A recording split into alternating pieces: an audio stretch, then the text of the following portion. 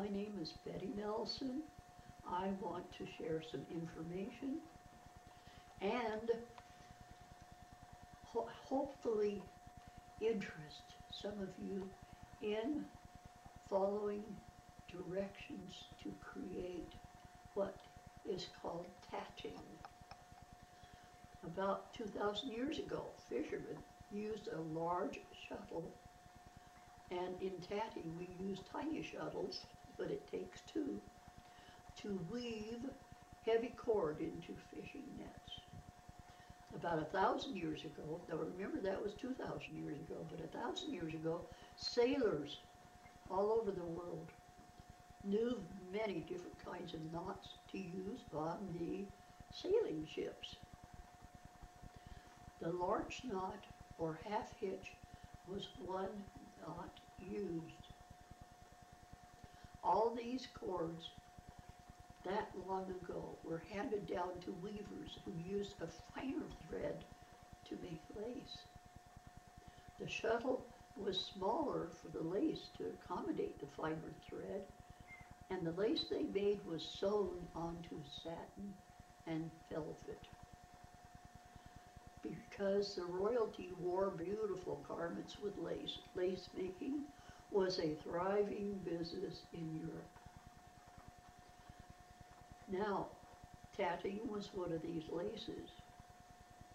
Children and handmaidens were taught to tat edgings that were quickly bought up by the weavers, who would add the tatting edges onto the garments and charge a large sum of money for a garment. However, in Christian circles,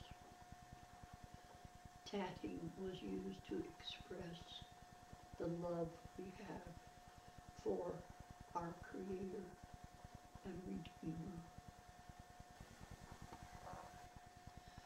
Now here's an example of how the Christians revered not just our Lord's sacrifice for us, but bringing praise and worship to the Holy Spirit, Lord Jesus, and our Heavenly Father. And it was made of tatting thread, finer thread, with two shuttles, and was intended as a bookmark to be used in the Bibles, which were available, so prominently available, and people prayed back in those days. This was over 100 years ago that these crosses were tatted, some of them on the way to the New World from Sweden, Norway, that area, sailors, and borrowed from that knot, which the sailors called a larch knot because they measured the little picot, it's called the little loop, as the circumference around the necks of the larch bird.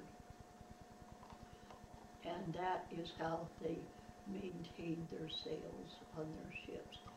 And at the same time, here were these wonderful Christian women tatting, using that particular knot, that same knot, and on their way to establish Christianity and churches in the New World.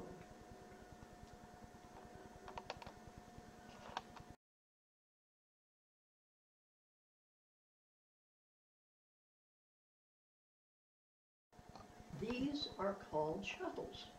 Of course, remember I told you about gigantic shuttles, but these are what we use for tatting those crosses, and they're called shuttles. And it's originally, when they were making shuttles, making different things in tatting to make an income, they had commercial shuttles that were made of metal. But down through the years, the price went down and the Japanese created these plastic shuttles, and all by themselves they can do this. But some of us like to use a crochet hook too nowadays to speed it up a little bit. And these plastic shuttles are very, very comfortable to use.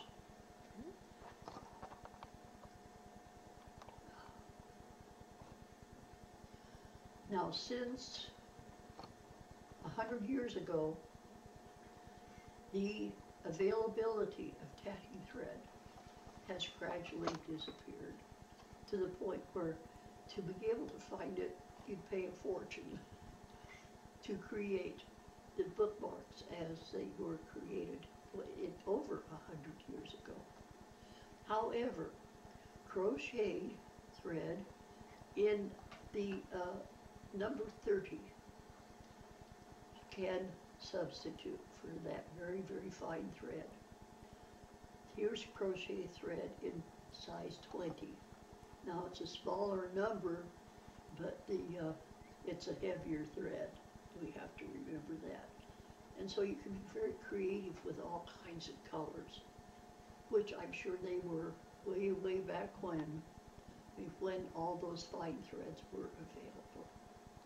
So we, at this particular time in our history, would go to thrift stores or any kind of an art store that would carry a size 30 crochet thread. And that is better to learn on initially to actually understand what tatting is. So I would suggest looking for size 20 in colors that you like, and you will always need white. You will always need white. And then when you find something interesting in 30, it will be, most of the time it will be at a thrift store, and pick that up. So as you improve in your skills, you could create other colors to add to these crosses. And then eventually you may like the crosses starched. There's so much creativity can go into this. So it does become an art.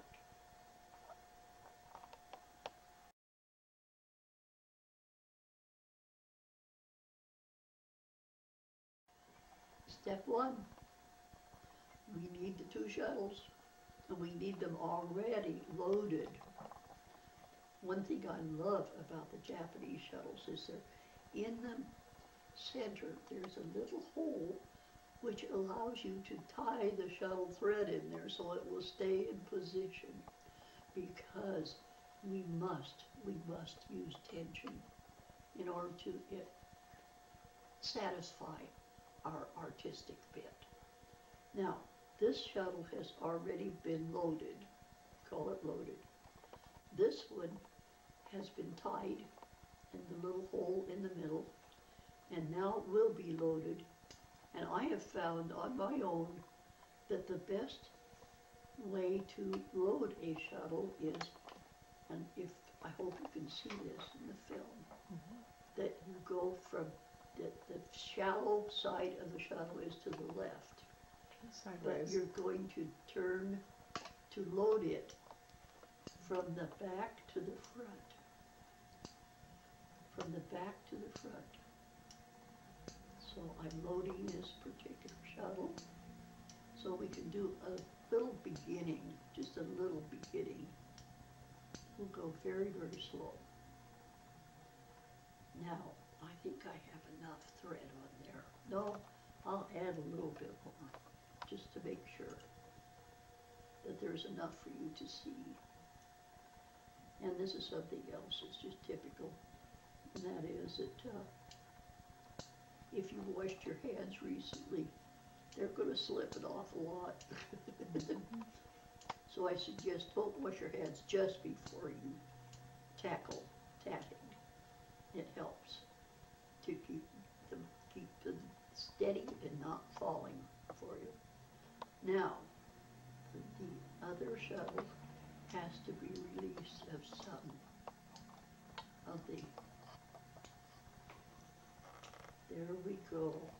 Now, if you liked the middle of the cross to be a color, we would start with the green, which I will do right now. The white will be left for the edges, where they have that little picot, which is so much fun to do. So here I am, I'm going to be, there's enough on there now.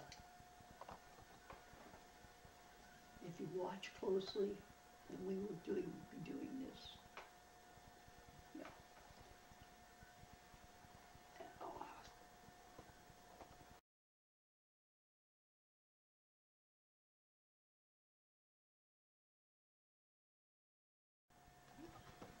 All right. I'm at the very end of that green thread.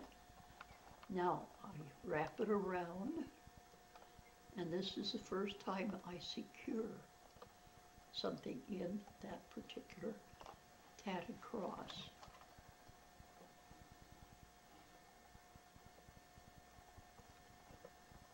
And by going first of all under and then over, that makes your basic tatting thread. Now one has been made. Now this time it's under slowly, and use good tension because you can, there's a half of a knot and there's the other half. Now did you see that? Again, under, and I didn't tell you that the next one is over. Every time. That's the only way that cross can, that knot can be secured. And you can probably imagine how secure their sails would be with that. A bigger knot controlling them. So now we have three. I'm going to put another one on under. Remember, that's the larch knot, and over. Now let's try one more. I love to do things in fives. So easy to keep track of. There's under, over. That's number 5.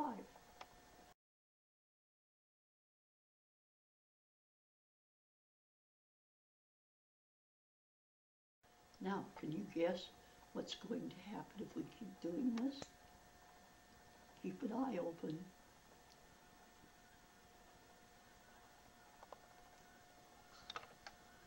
Ah, look at that.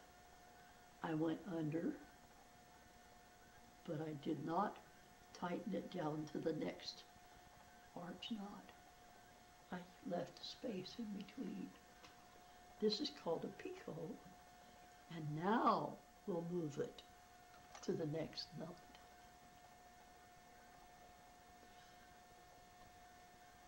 Can you lift it up, Mom? Because it looks flat. I mean, turn it so that we can see the side part of the picot. To continue.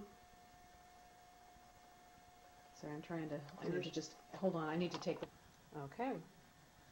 And if your eyes are good and our camera is focused correctly, you will see 4 little knots, a picot. Now I created 2 more. We need 2 more. Slowly. There's under. Okay. And pulled up tight. Okay. There's over. Keep going, that's Pulled excellent. up tight. And 4. Under. Over. And now we have a little problem. I need more yarn than it is available because we're moving ahead. See all of that? Now, here's something else that we have created. The thread likes to twist. So now we need another picot. Do you remember how to do a picot? It doesn't go all the way. Now we're holding it right there, but we did tighten down that first under. Now there's the over, and we can pull it back, and it's strong. Here's another under, over, and remember, pull it right up to the next one. That's number 1. Number 2 is under, over. And I know I'm speeding up a bit, but I'm anxious to get to the other thread. I'm opening it up a little bit more so you have more access. Aren't these colors beautiful? Under, over. How many? There are 3. We need 1 more. And this is how you start. Everything in tatting is with this under and over. Now there are 4. 1 more time now. And I have to let it untwist a little bit. 1 more picot.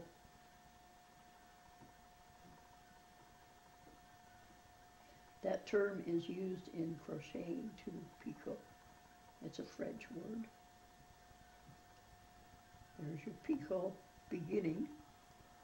There it is, completed. Now we need 4 more of these little tiny knots. 1 under, over. Number 2 is under, over. Now I'm going to slow down the next 2 because I got it real fast. Okay. So I'm going to slow it way down. Under. See how it's on top of my right fingers? I slip it over that knot, that thread. Now here's the under. Back and through.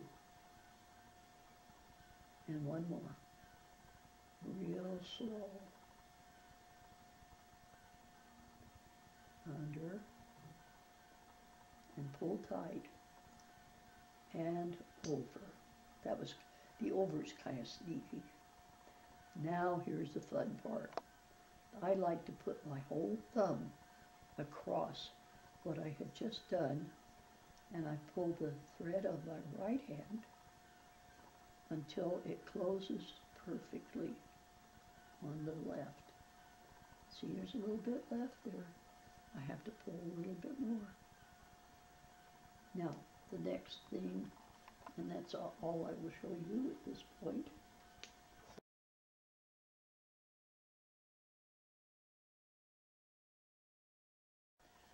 Now, from this point on, I always use a contrasting thread, and white has to be in every cross. I don't know why, but it has to be there, up here. Now, when my son Brian, in and out of the hospital with Crohn's disease, and struggling and teaching doctors, and that was because the doctors did not have enough education. They didn't have enough time to research. So we were in and out of the hospital. And I really feared, first I volunteered to help in the hospital, but as it turned out, I just was not that qualified to be a helper at that time.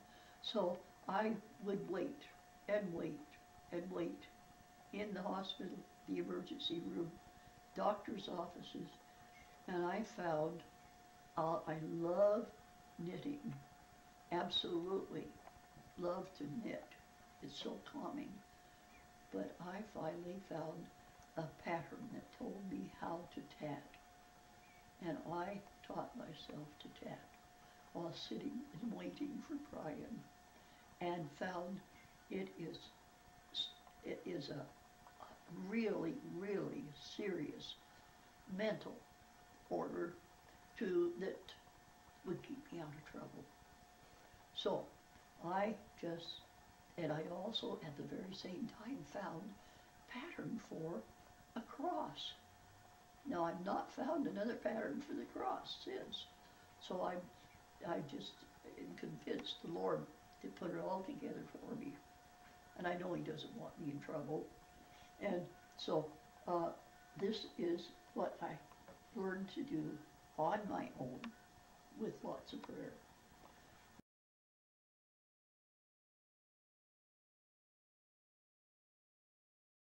I'm going to show you the next step, and that's all there is to tatting.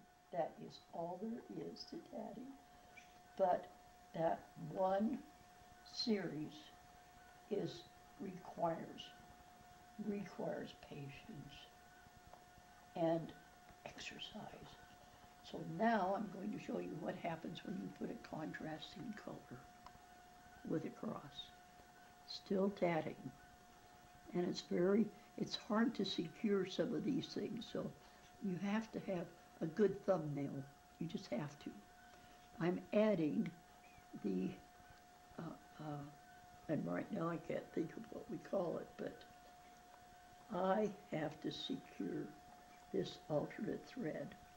And I do it by wrapping it around 3 times around my little finger.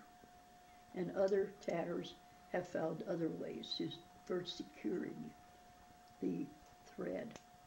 So here we go, we're attaching it now, incorporating it into the other color.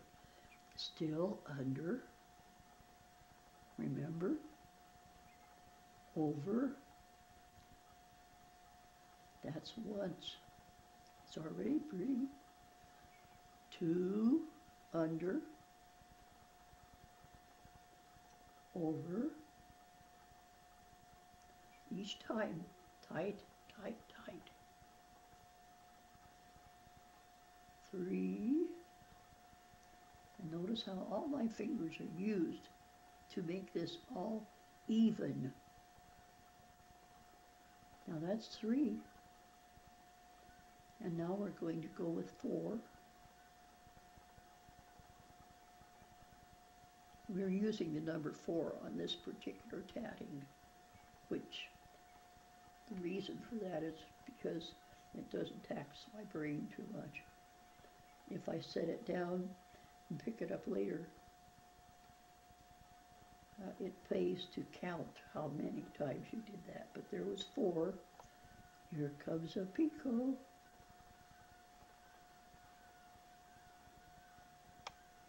And according to the size of your thread, you could adjust the number of each of these before the picot. Can you see that under and over?